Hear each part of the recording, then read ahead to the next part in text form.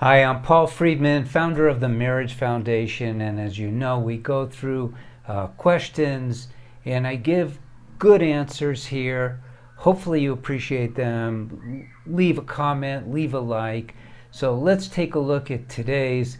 It is, why do spouses lie to each other? And it's sad when we are lied to. And I'm not talking about those little white lies or the lies that protect, you might say, your spouse from a surprise party. I'm talking about the kind of lies that leave a gap in your trust where what the heck is going on? It could be anything from an affair to stashing money to a eating disorder problem to a gambling problem. There's a lot of lies that people tell. So we need to look at this in two ways. Number one, we need to look at the reason why, because people do want to know. You have a right to understand this. This is a very important thing actually for you to understand, because as the spouse who is being lied to, there is something that you can do sort of like now. And then there's something that you can do that will take some time. So, and I cover a lot of this information in my books, by the way, Breaking the Cycle and Lessons for a Happy Marriage. Here's what's going on. Think of yourself, because this is what you are, as a soul, and visualize yourself as this beam of this orb of light and love. And you've come into, I'm not saying this is how it happens, I'm just saying use this to understand what's going on. And then you come into a body here on planet Earth. And now you have this body that biologically is an animal body. You're not an animal, you're a soul. But you have an animal body. In between you and your body, because you need the body has the senses, it's feeling the world, gives you the experiences to work with, the challenges, so many opportunities for happiness and for growth.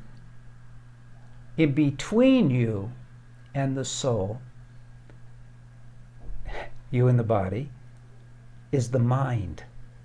So the mind is influenced by the soul, and you would like for the mind to be melded with, attuned to the soul, so you can operate in this world out of love, out of a place of love. But you have this human body. And as you know from school, that human body means trillions of individual cells that have gotten together, and each and every one of them has the drive to survive and the drive to procreate. Now, part and parcel to the drive to survive, it's self-protection.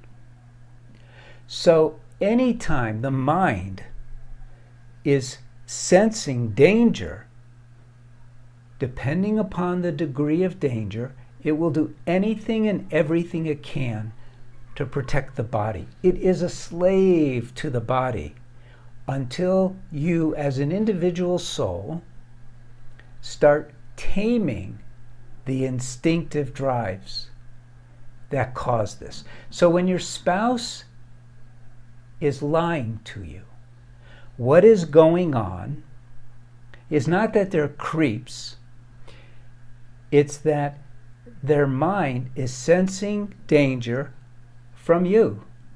And it could be guilt. Out of guilt, it doesn't make any difference. I'm merely telling you mechanically what's taking place. And it will lie. It'll fight. It'll run. Remember fight and flight? So that's a normal reaction of a mind. Think of your spouse now in the context of their mind relating to a circumstance that in their mind is posing danger. And that's what happens. So what you do in these situations, their lying is not okay, but it's where they're at. So you try your best to avoid triggering them. It's not your responsibility that they're lying, but you can ease the tension by being very careful to not put them in a position where their mind is sensing tremendous danger. So that's one thing you can do. But the second thing that you can do is way more important, way better. You see, when you get married, you change everything. Your whole world changes. And I call it the sacred space of marriage. So again, I love orbs. So you two are now in this bubble, this orb. I call it the sacred space of marriage, because there's only two of you. And if you maintain it the correct way, and it is your responsibility to do so, if you maintain it, then what is inside this container can become amazingly beautiful. It's like any container. What you put in is what that container contains. So many people bring in their defense mechanisms and their protections that they need in the outside world, not in your marriage, and they bring those same habits into the sacred space of marriage and blow it.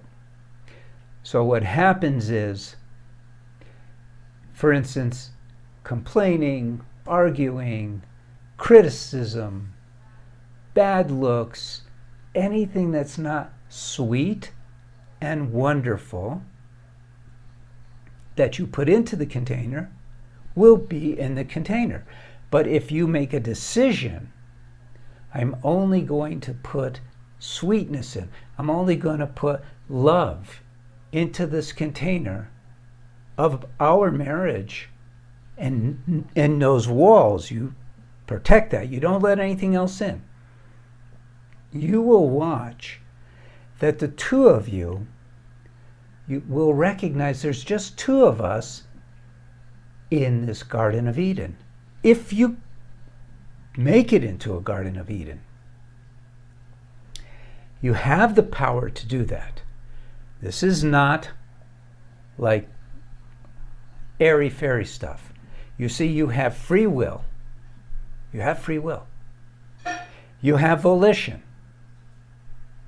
Anything that you do has to be done according to your choice.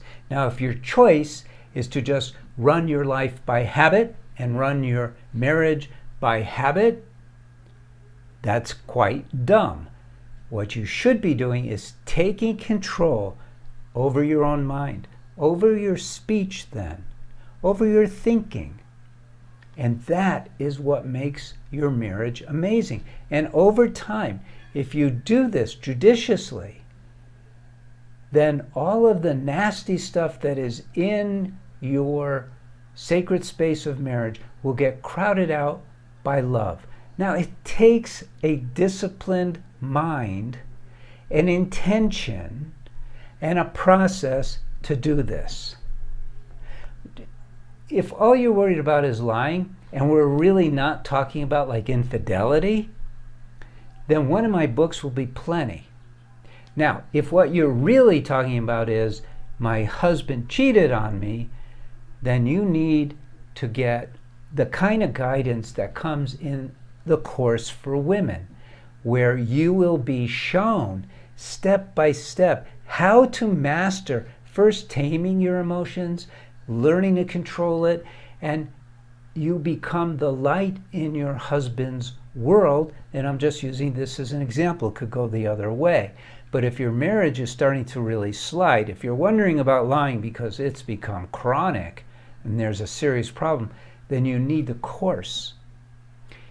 And you'll be guided back to the path of marriage that you're supposed to be on, one that delivers happiness ever increasingly till the end of your life, and love ever expanding. So the marriage foundation is different because we base everything on these two premises: that you're supposed to, you're entitled to, you should settle for nothing less than ever expanding love and ever increasing happiness. How do you like that? It works. It's worked for thousands. We've been doing this 20 plus years, and it works. My name is Paul Friedman. Thank you for joining me. Like this video, leave a comment. God bless you. Take care and thank you.